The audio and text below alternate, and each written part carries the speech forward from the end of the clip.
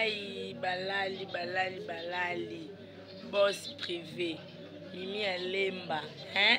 Na benga boss privé pour za privé na ngai. Babi bientôt. Hein? Bientôt to font la chaîne YouTube la biso moko. Donc, mingi le beati. Bientôt maman longuez maman bieza la bat baloba na sujet belé mais bakoka ko développer té. Ba sujet belé za la no mais ko développer mais biso donc tu as ma casse. Tu as ma casse, mon boss privé.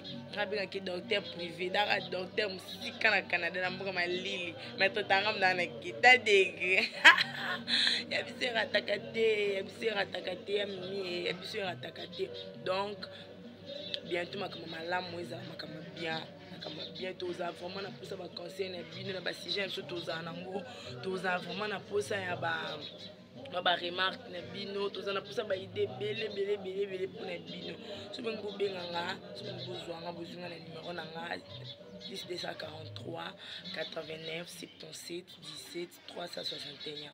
243 77 89 77 17 361. Donc il y a biso ratakate. Donc chaîne YouTube il y a biso ma kasi donc ba fongola na bango ba lobela na bango ba kota na ba sujet mais biso za ya dégâts. Donc il y a dégâts. En tout cas il y a mimi moninga. Elle est là grave. Bisous.